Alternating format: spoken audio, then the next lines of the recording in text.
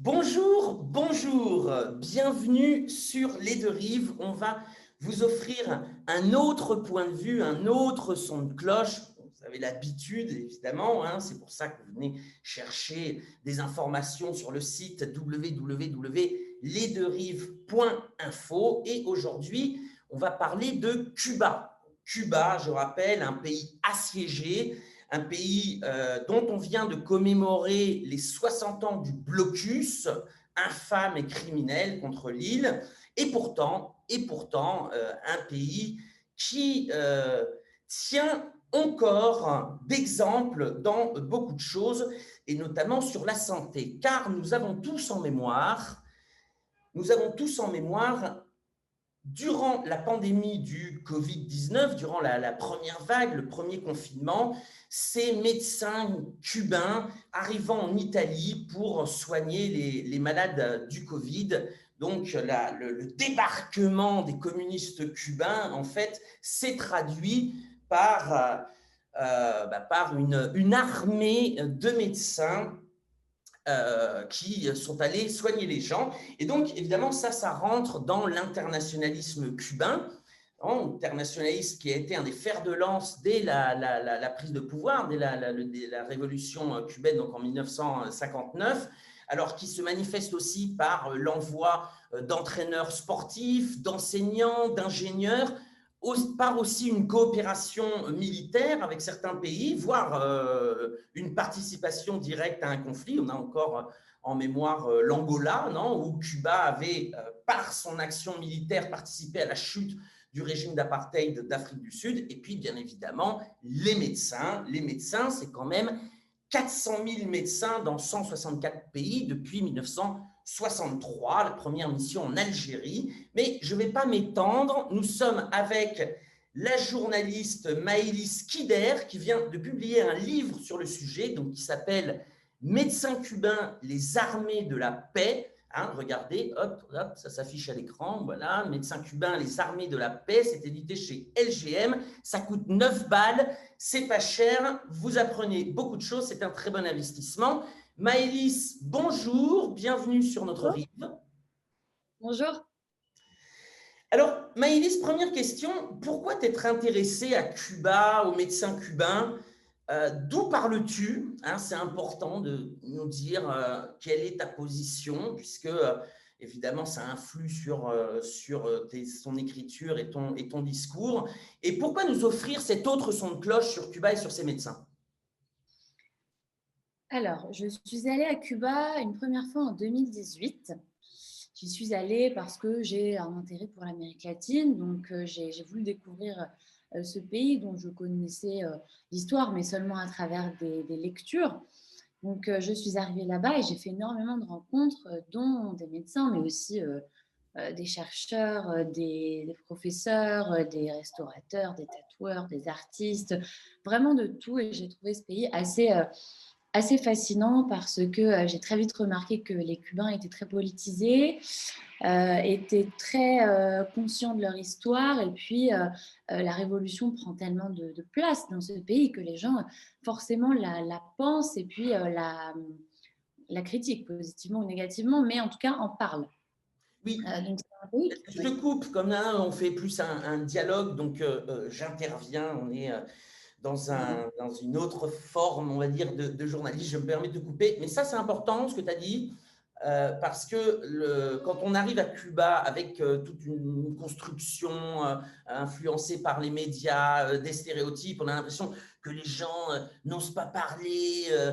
Bon, plusieurs films, évidemment, mal intentionnés, nous ont induit dans cette erreur. Les Cubains ne parlent que de ça. J'ai jamais entendu d'aussi grandes critiques sur le gouvernement cubain qu'à Cuba. C'est parce qu'en plus, les critiques sont argumentées avec un niveau politique extrêmement développé. Si vous voulez parler de politique réelle et de critiquer le gouvernement cubain, allez à Cuba. Alors évidemment, dans la plupart du temps, c'est une critique constructive. Hein.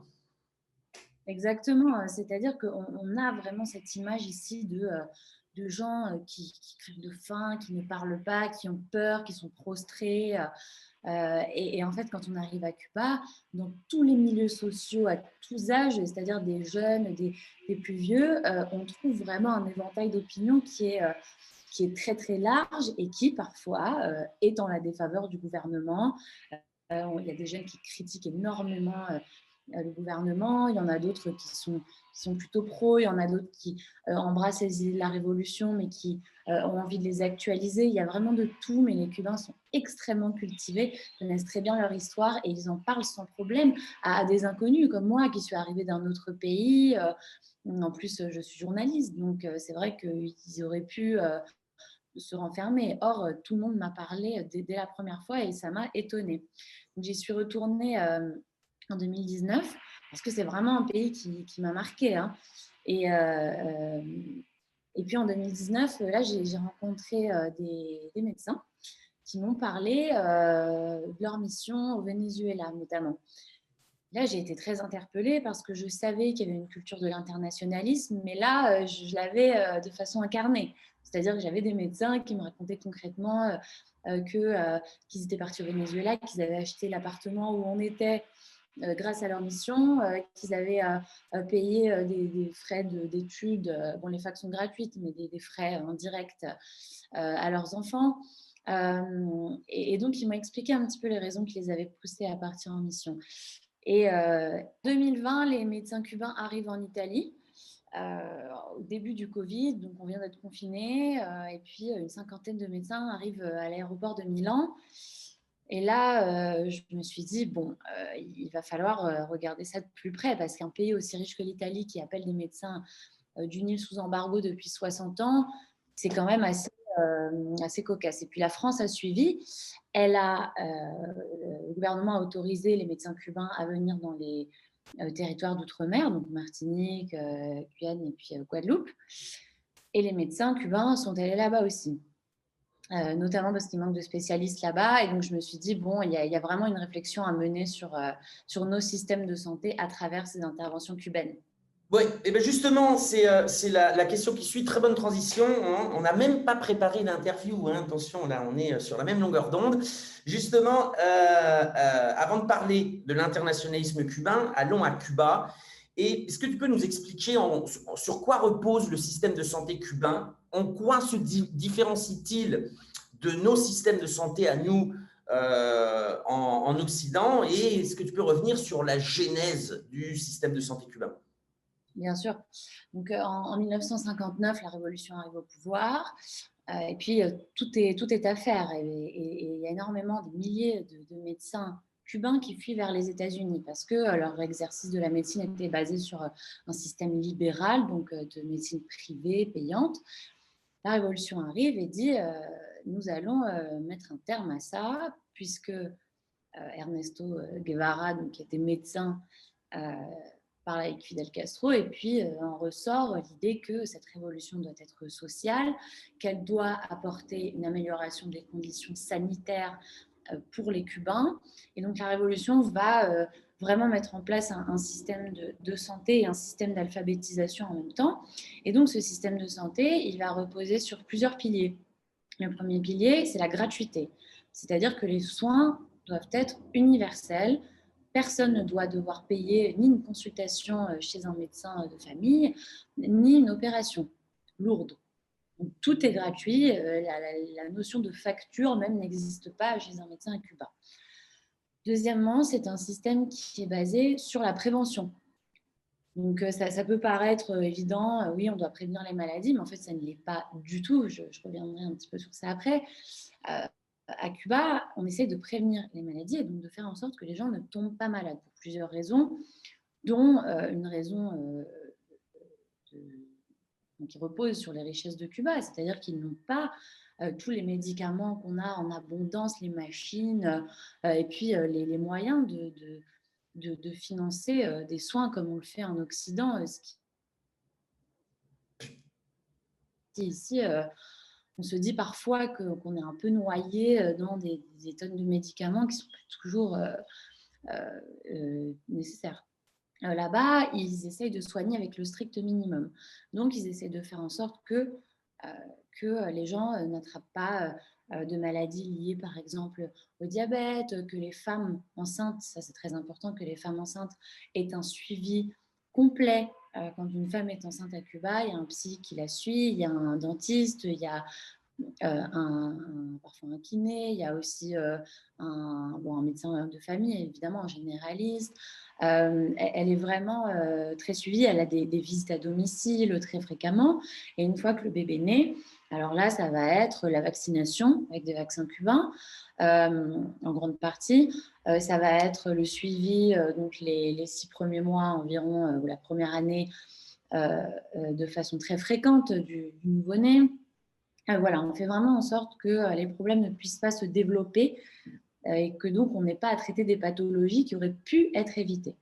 Et puis le troisième pilier de la médecine cubaine, c'est la médecine de famille, la médecine communautaire. C'est-à-dire qu'à Cuba, il y a des médecins non seulement qui maillent le territoire, parce qu'ils ont énormément de médecins, ils ont plus de 95 000 médecins, plus des infirmiers, des infirmières, et plus les dentistes. Donc, c'est massif. Hein. Pour une population de 11 millions d'habitants, c'est un chiffre qui est vraiment très important. Et donc, ces médecins, ils vont mailler le territoire et puis ils vont vivre dans leur communauté. Ils vont vivre avec leurs patients. Ils vont avoir vraiment une relation avec leurs patients. Ils vont aller les voir chez eux. Ils vont vérifier qu'ils n'aient pas de problème. Je parlais des femmes enceintes et des bébés, mais c'est aussi pour les personnes âgées qui ne peuvent pas se déplacer. Le médecin va aller chez elles, chez eux. Ils vont organiser des groupes pour marcher, pour qu'il y ait de l'exercice physique. Ils vont essayer de faire de la sensibilisation. Et donc ça participe vraiment d'un système qui essaye d'entretenir au maximum la santé des Cubains. Et le maillage territorial est très important puisque les médecins ne sont pas tous concentrés à la Havane, ils sont aussi à la campagne. Cuba, c'est énormément de campagne. Hein. C'est des zones, voilà, des champs. Et puis les médecins sont aussi présents là-bas, pareil, dans leur communauté, installés, et puis ils suivent les patients tout au long de leur vie, plus leurs enfants. Et oui, ça c'est important. Quand vous allez à Cuba, il y a des médecins à chaque pâté de maison. C'est-à-dire que le médecin n'a pas comment on appelle ça, un dispensaire dans un quartier pauvre, et puis le soir va vivre dans un quartier, on va dire, plus en accord avec ce qu'il peut gagner. Le médecin vit au sein de la population. Et c'est pareil quand des gouvernements étrangers leur demandent de reproduire ce système-là. Donc, la mission Barrio Adentro, par exemple, au Venezuela, je rappelle que pourquoi le Venezuela fait appel à des médecins cubains, parce que les médecins vénézuéliens, on ne peut pas leur en vouloir non plus, hein, les médecins vénézuéliens ne voulaient pas aller vivre dans les quartiers pauvres. Donc, il fallait des médecins de proximité dans les quartiers populaires, dans les bidonvilles, etc. Et donc, comme l'a dit Maïlis, il y a un grand maillage territorial de la santé cubaine. Et quand on parlait en introduction des critiques, etc., je voudrais rajouter, c'est quand même des critiques positives et très patriotiques. Et par exemple, il peut y avoir des critiques sur le niveau d'opérativité actuel du système de santé qui aurait baissé pour des raisons X ou Y, etc. En revanche, les Cubains sont très conscients que leur système de santé et d'autres réalisations révolutionnaires à Cuba sont évidemment un privilège dans la région, bien entendu. Hein. Bon, ça, c'est important de le souligner. Alors, Maïlis, la première mission cubaine donc en Algérie, les médecins envoient les Cubains envoient des médecins en 1963 à la demande de l'Algérie, et puis ça va jusqu'à nos jours, de l'Algérie à l'Italie, hein, on pourrait dire. Et il y a des choses évidemment qui sont absolument fantastiques. Je prends pour exemple la mission Milagro, qui était une mission qui est née au Venezuela lors de la mission d'alphabétisation à laquelle les Cubains avaient d'ailleurs participé avec leur méthode Yo Si Puedo. Et les Vénézuéliens se sont rendus compte qu'il y avait beaucoup de personnes qui n'arrivaient pas à lire au tableau. Et en fait, quand ils ont commencé à regarder, ils ont vu qu'il y avait des problèmes de cataracte et donc il fallait soigner ça, etc. Et donc, les personnes étaient envoyées à Cuba pour une opération de la cataracte. Alors là, il y a des témoignages fantastiques. J'ai eu la chance de pouvoir interviewer il y a longtemps des personnes qui revenaient de Cuba, donc qui étaient parties aveugles et qui revenaient avec la vue, d'où le nom Mission Miracle. Hein.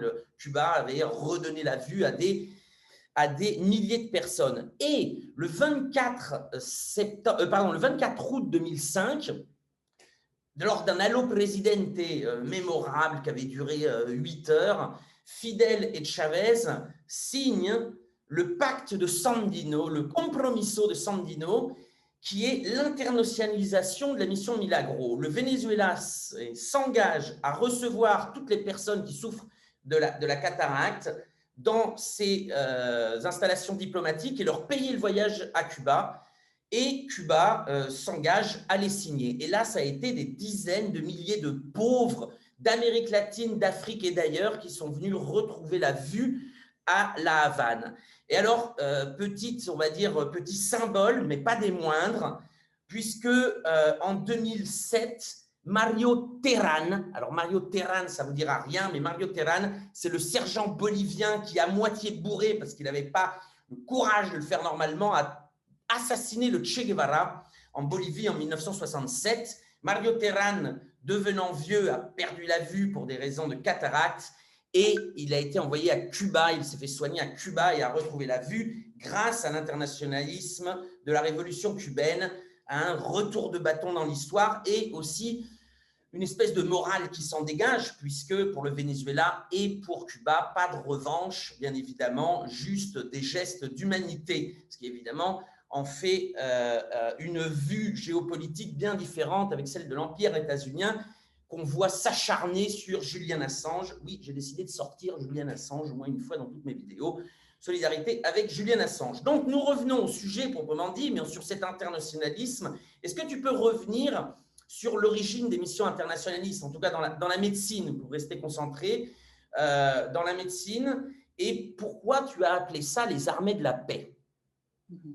Alors, toute petite précision, si je peux me permettre, Mario Terán, il a été soigné en Bolivie parce que Cuba a ouvert des cliniques ophtalmologiques partout. Donc, il a été soigné directement en Bolivie avec des médecins cubains, évidemment. Et une fois que les médecins cubains l'ont su, bien sûr, ça a été un peu la bombe et c'est sorti dans toute la presse jusqu'ici. Hein, voilà, donc ça a été une information assez difficile pour les Cubains. Et ce qui me permet d'ailleurs de rajouter un truc, on en reparlera certainement quand on parlera de la propagande contre les médecins cubains, mais lançons-le tout de suite. Il y a toute une série de propagande qui fait que pour être opéré à Cuba ou pour recevoir des soins de médecins cubains, il faut avoir la carte du parti ou être partisan du gouvernement en place, etc. Bon, ben là, Mario Terán, on voit que non. Hein. C'est l'exemple parfait, je dirais. Effectivement. Donc, sur l'histoire des missions internationalistes, c'est des missions qui commencent dès les premières années de la Révolution. En 1962, en Algérie, l'Algérie vient de se libérer du colon français. Les médecins français qui habitaient en Algérie s'en vont tous vers la métropole, hein, on rentre en France. Ils quittent l'Algérie et là, l'Algérie se retrouve avec une pénurie criante de médecins, donc dans une situation sanitaire, surtout après la guerre, qu'on imagine bien. Et on appelle à Cuba. Alors Cuba va envoyer un paquebot qui est rempli d'armes et pour le FLN, et puis va envoyer avec ce paquebot des médecins qui vont repartir avec des combattants pour les soigner directement à Cuba. Et puis l'Algérie va dire, écoutez, renvoyez-nous des médecins ici, et puis on va voir si on peut pérenniser ces missions. Donc l'année suivante, en 1963, les médecins cubains reviennent en Algérie, et cette fois-ci, ils vont s'installer.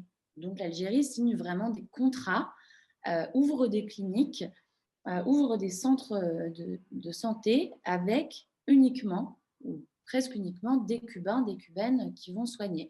Et jusqu'à aujourd'hui, en 2022, ces cliniques sont ouvertes. Elles œuvrent notamment dans le domaine de l'ophtalmologie, d'ailleurs, et aussi dans la cancérologie. Et c'est vraiment des cliniques qui sont installées partout, jusque dans le désert à Tamanrasset, dans des zones très, très reculées. Donc ça fait partir les missions internationalistes cubaines qui vont à la base être des missions militaires avec des contingents de soignants. qui sont envoyés dans les pays d'Afrique qui essaient de se libérer des colons. Et donc, les contingents militaires et les contingents de médecins vont apporter leur soutien au mouvement indépendantiste. En Angola, vraiment un peu partout en Afrique. Et petit à petit, les missions militaires, bien sûr, vont cesser, mais les missions médicales vont être pérennisées, vont rester. Donc, il y a deux types de missions médicales, c'est peut-être important de le souligner. Il y a des missions à long terme, comme en Algérie, par exemple, des médecins qui restent des années, voire des dizaines d'années. Et puis, il y a des missions d'urgence, en cas de catastrophe naturelle, en cas d'épidémie. Ça a été le cas pendant le Covid, ça a été le cas pendant Ebola. En 2014, c'est des médecins cubains qui, en grande partie, ont soigné Ebola. Ça a été le cas au Chili, ça a été le cas au Pakistan, après des tremblements de terre, des glissements de terrain en République dominicaine, vraiment un peu partout dans le monde, sur tous les continents, les médecins cubains finalement sont intervenus. Et ces missions, elles sont parfois payantes en fonction des moyens du pays ou pas. Pour les pays très pauvres et surtout quand c'est des missions d'urgence, Cuba ne fait pas payer les missions. Il y a eu aussi la mission Barrio Adentro, qui était la première mission au Venezuela. Donc 20 000 médecins cubains qui sont envoyés au Venezuela dans des zones très difficiles et très pauvres en échange de barils de pétrole, puisque le Venezuela a de grands puits de pétrole. Comme tu le disais, la mission Milagro, donc miracle pour l'ophtalmologie, pour la cataracte et d'autres maladies oculaires. Donc voilà, ces missions, vraiment, elles se répandent un peu partout dans le monde, jusque dans des pays riches comme l'Italie et la France récemment. Alors, les médecins, excuse-moi, je te coupe. Enfin, est-ce que, bah non, je te rends la parole du coup pour savoir un peu, pour approfondir un peu la réflexion sur l'internationalisme. Vas-y, continue. J'étais parti Euh, sur un autre sujet parce que ça me fait penser à quelque chose, mais je le non, garde. je voulais répondre à la deuxième partie de ta question sur le titre du livre. C'est un titre qui m'a été inspiré par plusieurs éléments qui sont venus pendant le travail. Déjà, c'est des médecins qui interviennent presque de façon militaire, c'est-à-dire qu'ils sont très méticuleux, très rapides, qui sont capables d'arriver dans un pays, de poser une tente, ce qu'on appelle un hôpital de campagne en réalité, donc les grandes tentes sous lesquelles on soigne, sous lesquelles on a soigné pendant le Covid, nous, en France et en Italie. Ils arrivent avec des médicaments, ils arrivent avec des méthodes vraiment, oui, comme tu disais aussi, ils s'installent dans des villages, ils vont essayer de faire en sorte de ramener de l'eau pour que les gens soignent, parce que c'est nécessaire, dans les zones qui sont en proie à une catastrophe naturelle. Voilà, donc il y a quelque chose de très militaire là-dedans. Deuxièmement, ils étaient aussi rattachés à des contingents militaires à l'époque. Troisièmement, j'ai parlé avec une ancienne étudiante de l'ELAM, l'école latino-américaine de médecine, dont on parlera après, je pense. Et elle me parlait de ses études là-bas, et puis elle était très émue parce que ça a été une expérience assez forte, hein, je raconterai donc plus tard. Et puis elle m'a dit, nous, on était très nombreux, on venait de partout, et ils ont vraiment fait de nous une armée, mais une armée de la paix. Elle m'a dit ça, et ça a vraiment, avec beaucoup d'intensité, et ça a vraiment résonné quand elle l'a dit.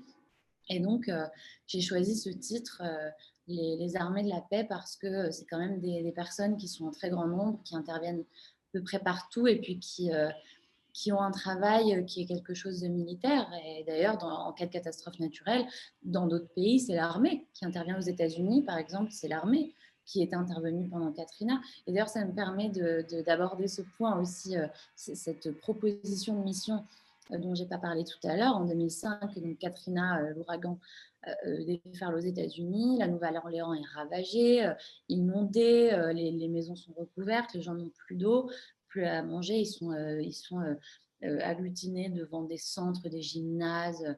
Voilà, l'armée intervient en essayant de ramener de l'eau, mais ils sont complètement débordés. Et là, Cuba propose à George W. Bush d'envoyer 1400 médecins avec 32 tonnes de médicaments gratuits et de les envoyer dans les 24 heures. Ils disent on est prêt. Ils réunissent même les médecins à la Havane.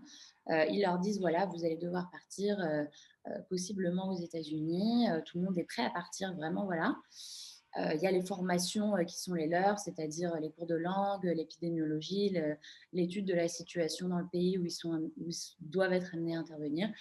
Et George W. Bush dit on ne vous donne pas les visas, nous ne voulons pas de vous. Donc voilà, Cuba n'envoie pas ses médecins finalement. Voilà, et qui seront d'ailleurs redéployés quelque temps après au Pakistan, où il me semble qu'il y avait eu un tremblement de terre, si je ne m'abuse.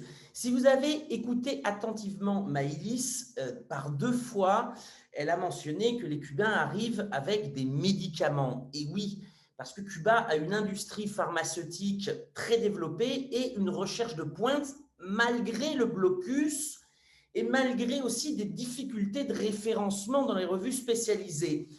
De quoi s'agit-il? Comment est née cette industrie pharmaceutique et quel en est l'impact? Donc, dès les années 60, Cuba développe cette culture de la santé et puis en fait un élément de souveraineté et vraiment d'identité et de culture.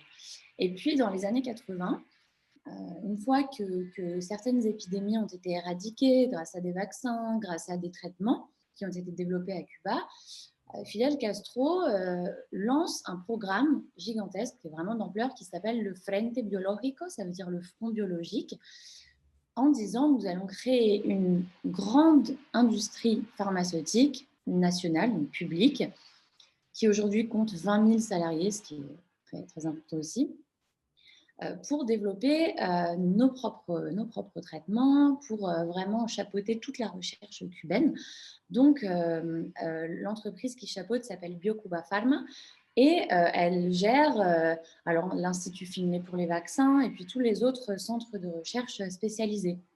Et donc, Cuba commence à mener une recherche très importante dans le milieu médical. Alors, ils ont développé des traitements contre le cancer du poumon, contre l'ulcère du pied diabétique, contre la méningite aussi, enfin vraiment beaucoup de traitements et puis aussi des vaccins. Des vaccins, puisque sur 11 vaccins qui sont inoculés à Cuba, 8 sont fabriqués là-bas, produits, fabriqués là-bas. Donc, ce sont des vaccins cubains. Et puis, et donc cette recherche, elle a donné aussi lieu en 2015, donc plus récemment, au premier traitement qui empêche la transmission du sida et de la syphilis de la mère à son embryon. Parce que la mère, quand elle est atteinte du sida, a beaucoup de chances de transmettre sa maladie à son enfant. Et puis, Cuba a développé un traitement pour éviter ça. Et l'OMS a reconnu ça comme quelque chose de révolutionnaire en 2015. Voilà, donc une grande industrie qui a vraiment fait ses preuves et d'ailleurs dont les traitements sont utilisés à l'étranger, qui sont vendus, même des centres aux États-Unis essayent voilà, de faire des recherches avec Cuba pour pouvoir commercialiser ça. Mais bien évidemment, ça tombe sous le coup de l'embargo et le gouvernement américain empêche ces centres, dont un centre new-yorkais, de poursuivre ses recherches avec Cuba. Alors, Cuba, effectivement, tu l'as mentionné, fait des missions solidaires, mais aussi Cuba, on va dire, utilise aussi les médecins pour avoir des rentrées de devises. Et pourtant, ils font ce qu'on appellerait un peu un transfert de technologie qui ne va pas du tout selon leurs propres intérêts. Hein. On se fait de parler comme les capitalistes pour se démarquer de l'idéologie sur l'île caribéenne. Parce que Cuba a une école latino-américaine de médecine dans laquelle ils forment des médecins, enfin des étudiants étrangers au précepte de la médecine cubaine, énoncé par Maïlis un peu plus tôt, et qui généralement rentrent dans leur pays pour soigner leur population, pour soigner leurs compatriotes. Est-ce que tu peux nous parler de l'ELAM et comment ça fonctionne? Et petite question, est-ce qu'un jeune Français qui nous regarde en ce moment peut s'y inscrire? Alors, l'ELAM, donc l'École latino-américaine de médecine, elle est créée en 1995 suite à des catastrophes naturelles en Amérique centrale. Donc, Cuba se dit, bon, finalement, est-ce qu'on ne devrait pas aussi former des médecins qui pourraient, eux, intervenir dans leur pays à leur retour. Cuba commence à former gratuitement des élèves qui viennent de partout pour qu'ils puissent rentrer chez eux et puis appliquer les méthodes de prévention, appliquer la médecine communautaire. Donc j'ai parlé avec, dans le cadre du livre, j'ai parlé avec des étudiants et anciens étudiants de l'ELAM, donc les étudiants qui sont passés par l'ELAM et qui en sont diplômés. Ils me racontaient qu'à l'époque, c'était des études qui leur avaient permis d'étudier la médecine, sans quoi ils n'auraient pas pu mener cette carrière, c'est-à-dire que dans leur pays, que ce soit en Argentine, en Colombie, au Chili, c'était soit trop cher, soit il n'y avait pas de fac partout, dans le cas de l'Argentine. Donc, les études auraient coûté quoi qu'il arrive, c'est-à-dire que le déplacement dans une autre ville en Argentine aurait coûté énormément d'argent. Ce sont des gens qui n'ont pas les moyens d'étudier, de mettre de l'argent dans des études. Et puis, Cuba accueillait gratuitement. Donc, ils sont arrivés là-bas, ils ont été placés dans des campus. On leur a donné donc gratuitement non seulement des livres, des cahiers, des stylos, de la nourriture, une chambre, mais évidemment la fac et les cours. Et donc, ils ont vraiment, et de l'argent de poche aussi, pas grand-chose, mais de quoi sortir un petit peu, prendre un petit peu les transports, voilà. Et puis, la situation économique de Cuba a évolué, bien sûr. Donc maintenant, ce sont des bourses de l'État qui envoient des étudiants qui financent les études à Cuba, mais donc les étudiants n'ont toujours rien à payer.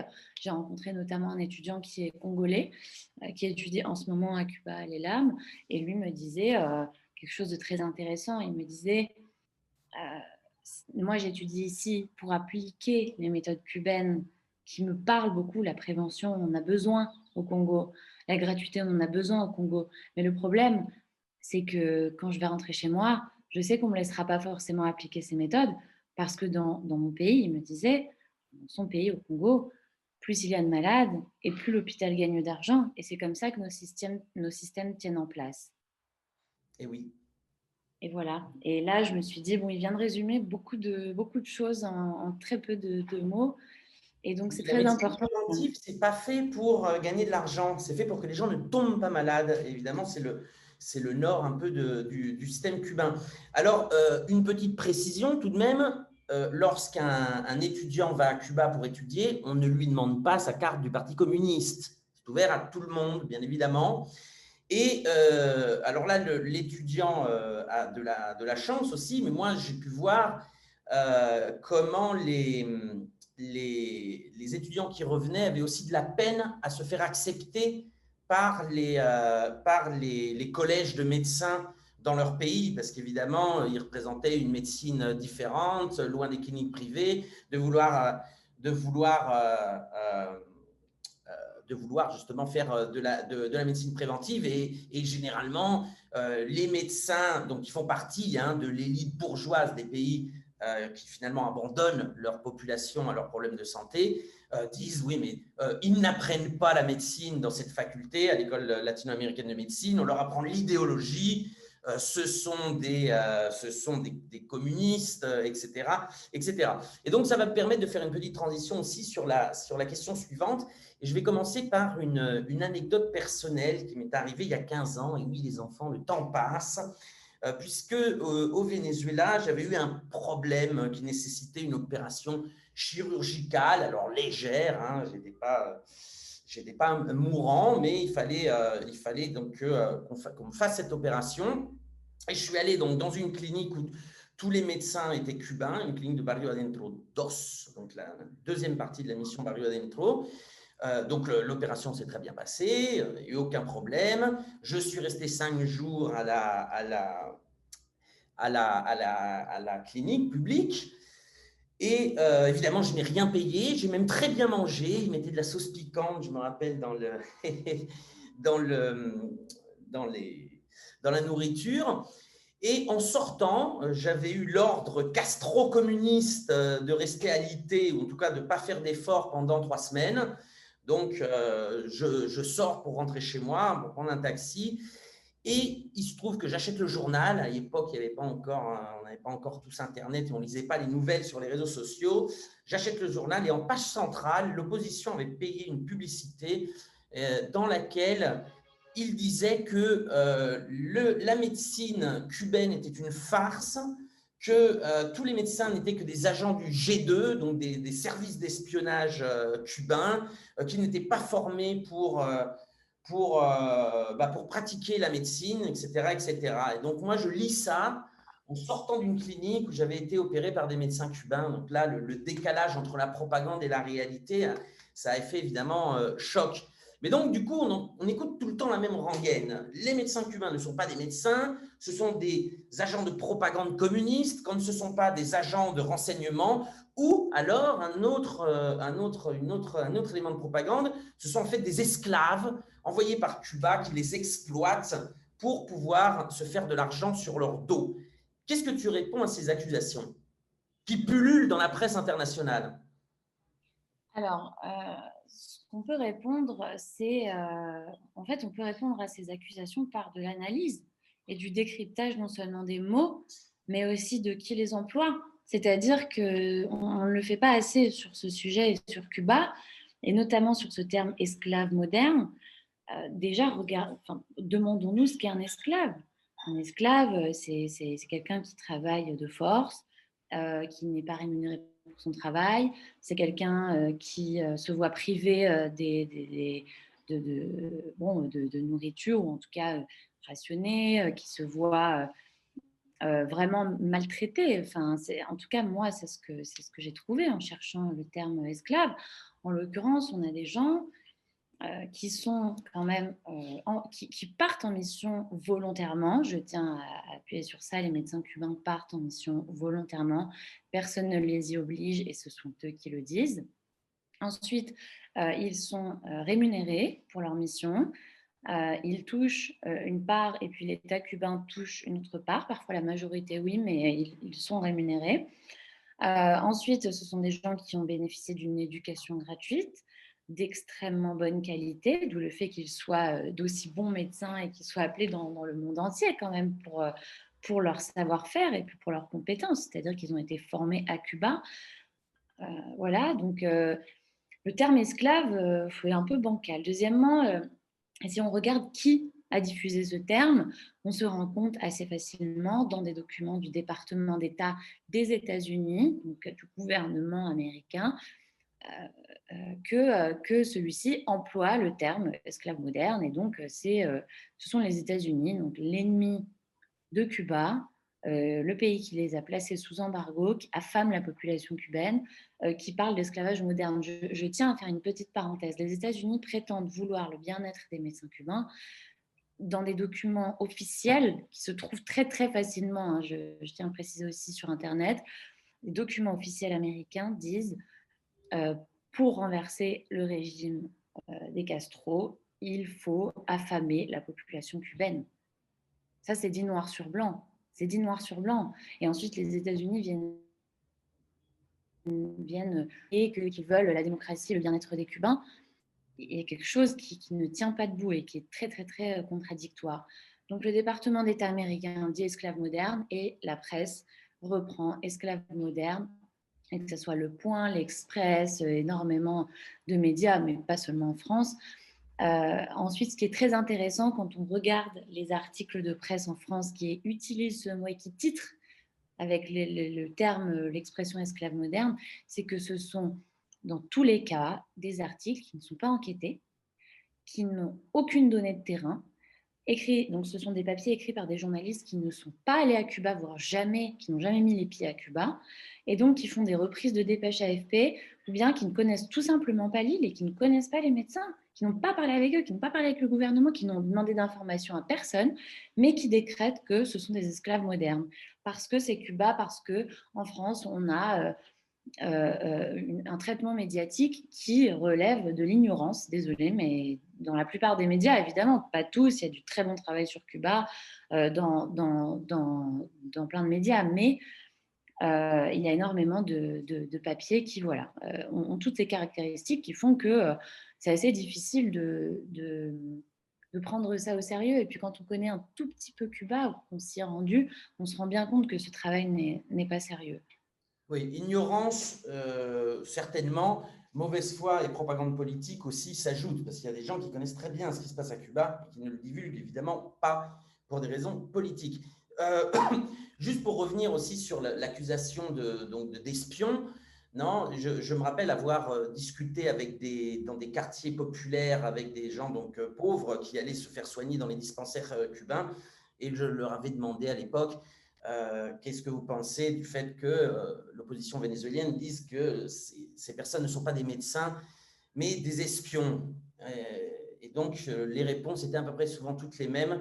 Je ne sais pas ce qu'il vaut comme espion, mais moi, comme médecin, il me guérit, donc il peut rester. Et oui, donc cette accusation aussi, c'est évidemment ignorer la réalité sociale des pays dans lesquels opèrent les Cubains. Maëlys, dernière question, qu'est-ce que c'est? Pardon, je peux faire une petite précision. Si je peux faire une petite précision, excuse-moi. Oui. Le Puisqu'on avait dit terme. qu'on se coupait, que ça allait plus être dialogue, donc évidemment, Voilà, comme on n'est pas ensemble, on se coupe un petit peu, mais c'est pas grave. Les accusations d'esclavage moderne, elles se basent elles sont justifiées par deux critères. Donc le salaire, c'est-à-dire que les médecins cubains touchent une partie de leur salaire, mais que l'État touche la majorité. Ils sont quand même beaucoup mieux payés qu'à Cuba, mais ils touchent mais l'État prend une partie du salaire. Et deuxièmement, quand les médecins cubains vont en mission dans un pays étranger, si ils décident de s'installer là-bas, ils ne peuvent plus rentrer à Cuba pendant 8 ans. Bon, alors ça, c'est fait pour éviter la fuite des cerveaux. Effectivement, c'est quelque chose qui est très difficile pour les médecins et pour les familles. Est-ce que ça justifie le terme d'esclavage?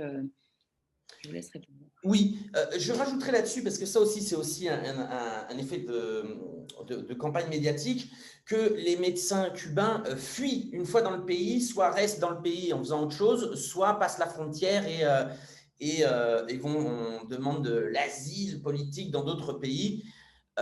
Ça existe, hein, mais c'est un nombre minime, c'est du 1%. La plupart des médecins, évidemment, on parle de 400 000 médecins sur 40 ans. Évidemment, le taux de personnes qui ont décidé, pour une raison ou une autre, de rester dans la population locale ou de passer dans d'autres pays est évidemment minime. Et en plus, il faudrait regarder aussi quelles sont les personnes qui décident de rester. Bien souvent, ce sont des jeunes, et ce sont des jeunes tout simplement parce qu'ils ont trouvé l'âme sœur dans le pays dans lequel ils ont été envoyés, et puis qui, leur mission terminée, ont envie de fonder une famille, etc. Et donc restent. Oui, tout ça, il faut le prendre en compte aussi au moment où certains médias accusent de fuite des médecins. Évidemment, la grande majorité n'est pas là-dedans, mais quand je dis la grande majorité, c'est 99%. Oui, la grande majorité rentre à Cuba. Et puis, bien sûr, comme beaucoup de monde, il y en a qui ont envie de partir, il y en a qui ont envie de changer de pays, qui ont envie de voyager, qui ont des meilleurs salaires dans certains autres pays d'Amérique latine. Enfin, je veux dire, tout ça est très commun, finalement. Il y a énormément de gens de pays très différents. En Italie, il y a beaucoup de médecins qui partent en Allemagne parce qu'ils sont mieux payés. Est-ce que ça veut dire qu'ils sont réduits en esclavage en Italie? Non.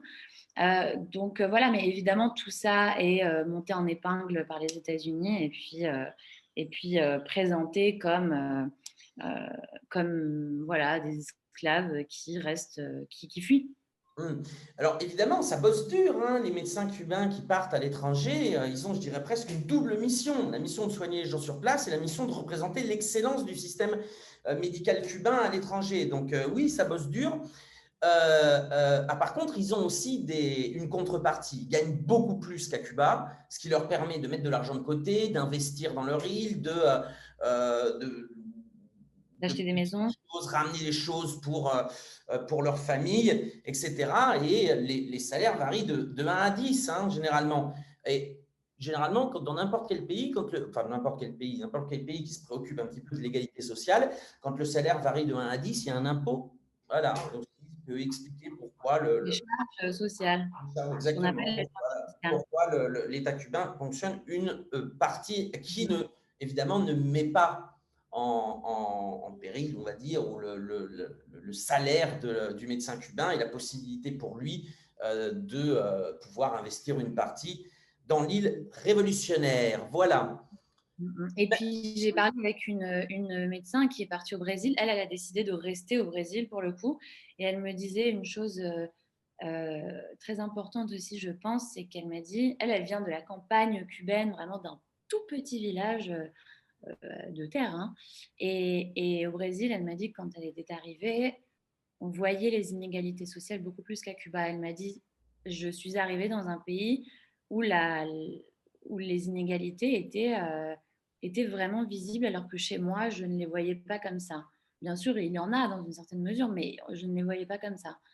Donc au Brésil, elle a vraiment découvert voilà, la médecine à deux vitesses, la médecine payante, la violence, les armes à feu, etc. Enfin, c'est un autre monde, quoi. Et oui, oui, non, ça, on est bavards tous les deux, Maëlys, mais c'est vrai que sur ces thèmes-là, il faut le souligner. Je me rappelle bon, c'était pas très rigolo en réalité, mais les médecins cubains, quand ils arrivaient au Venezuela, la première chose qui les impactait, c'était le niveau d'insécurité.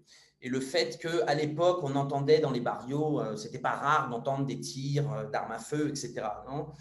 Et bah, évidemment, ça vous fait aussi valoriser l'île, valoriser le fait que après 4 ans de mission, finalement, on aime bien aussi rentrer. Et alors, il se trouve qu'un jour, j'étais à Cuba et sachant que j'étais là, que je venais du Venezuela, il y a une personne qui s'est approchée et qui m'a demandé s'il y avait beaucoup d'insécurité au Venezuela. Je lui ai dit, ah bah oui, enfin, beaucoup plus qu'à Cuba, en tout cas, etc. Et dans quel quartier? Et donc, je nomme une série de quartiers de Caracas. Et là, je vois le type devenir blanc comme linge qui me dit ma femme est dans ce quartier. Bon, évidemment, je lui dis mais non, tu vas voir, il n'y a aucun problème parce que évidemment, les personnes s'en prend aux médecins cubains. Personne, même dans les quartiers les plus dangereux à Caracas, quand il y a un vol du médecin cubain, immédiatement la communauté se met en recherche de la personne qui l'a volé et rend la possession, enfin l'objet, la moto au médecin cubain, parce qu'ils n'ont pas envie qu'ils partent, évidemment, dans un autre quartier ou que par l'insécurité, ils perdent leur médecin. Bon, ça, on pourrait en parler pendant des heures. Je pense que ça ne te dérangerait pas. On fera peut-être un deuxième programme là-dessus ou sur d'autres choses. Qu'est-ce que ça t'a appris, toi, personnellement, cette enquête? Et on terminera là-dessus. Ça a été une grande réflexion sur la santé parce que en tant que personne et en tant que journaliste, je considère que la santé est un révélateur d'une politique. En fait, c'est l'un des premiers révélateurs de la politique menée par un gouvernement. Euh, En France, on est en pleine voie de privatisation et je tiens à faire passer ce message aussi par comparaison et puis aussi parce que ce livre se voulait une réflexion sur la santé. En France, on est en train de démanteler l'hôpital public, on est en train de le vendre à des fonds d'investissement des pays du Golfe et autres. On est en train de, c'est pas qu'on est en train, on a épuisé les médecins, on leur a demandé de faire rentrer le maximum d'argent à l'hôpital public sous la menace de fermer des services qui sont en train de fermer par centaines chaque jour, des services pédiatriques, des services de maternité, des services de cancérologie, de chirurgie, tous les jours ferment en France dans les hôpitaux publics. Les médecins sont à bout, il n'y en a plus assez, il y a 9 millions de personnes en France qui ne peuvent pas se soigner. Il y a un maillage du territoire qui est complètement absent. Les déserts médicaux. Déserts médicaux qui sont absolument partout et que ce soit en ville ou à la campagne. En ville ou à la campagne, les gens ne trouvent plus de médecins traitants quand ils déménagent. Les médecins n'ont plus la capacité de prendre de nouveaux patients. La situation du système de santé français est catastrophique. Le gouvernement est en train de détruire notre système de santé et je dis bien pour que le secteur privé s'empare de la santé. Donc, il va falloir réagir si on ne veut pas, comme aux États-Unis, payer 5 000 $ quand on se casse un bras ou payer 1 000 $ un test PCR. Exactement. Et je rajoute quelque chose qui est difficilement compréhensible pour certains Français. Si vous ne payez pas 5 000 $ parce que vous avez le bras cassé, on vous laisse à la porte. Hein. Vous restez avec votre bras cassé. Personne ne viendra vous soigner. C'est un système immonde qui, évidemment, a été ou a eu des tentatives de transformation au cours de la dernière décennie, lorsqu'il y avait des gouvernements de gauche radicale en Amérique latine, ça a été un des premiers flancs, des premiers points d'attaque, la santé publique, parce que c'était dans des états terribles, et on peut y venir en France. Et d'où le blocus contre Cuba, parce que le modèle de Cuba, Venezuela et d'autres pays, ne doit pas réussir, ne doit pas être un exemple pour les pays capitalistes. Et donc, il faut, comme tu l'as dit, Maëlys, donc pour les États-Unis, asphyxier la population cubaine. Quand on demandait à John Bolton ce que les États-Unis faisaient au Venezuela, il disait comme Dark Vador lorsqu'on étrangle lentement quelqu'un. Donc, ça se traduit évidemment par des manques, par des morts. Mais malgré cela, cela reste aussi un exemple à suivre, tant au niveau de la réussite matérielle de la médecine cubaine que de la pensée d'un système. Maëlys, merci beaucoup. Merci beaucoup à toi. Super, et puis je te dis certainement à très bientôt pour d'autres sujets. Voilà, moi je vous dis aussi à très bientôt. Je pense que c'est même sûr que cette semaine, je vais faire une autre vidéo parce qu'il y a les élections au Costa Rica à traiter et puis le Pérou, parce qu'on est encore dans un autre coup de théâtre permanent. Au Pérou, là, on fait de la politique avec un grand P et ça sent mauvais pour Castillo. Ça ferait un très bon titre, tiens, pour un article. Et d'abord, vous me direz ce que vous en pensez dans les commentaires. En tout cas, au Pérou, on a tous les éléments d'une série Netflix, magnifique, politicienne, trahison, menace permanente de coup d'État, amour, gloire, beauté. Bon, on ne s'ennuie pas, mais ça reste évidemment difficilement compréhensible, puisque ça va à 100 000 à l'heure, ça reste difficilement compréhensible pour celui ou celle qui ne s'informe pas sur les deux rives. Donc, bien évidemment, je vous dis à très bientôt et je vous invite à acheter le livre de Maëlys Kider, donc médecin cubain des armées de la paix. Voilà. Et puis aussi, s'il vous reste un petit peu d'argent après avoir acheté le livre, à nous soutenir financièrement, puisque je vous rappelle qu'aucun milliardaire ni aucun État ne soutiennent les deux rives. Nous comptons donc sur vous et je vous dis à très bientôt.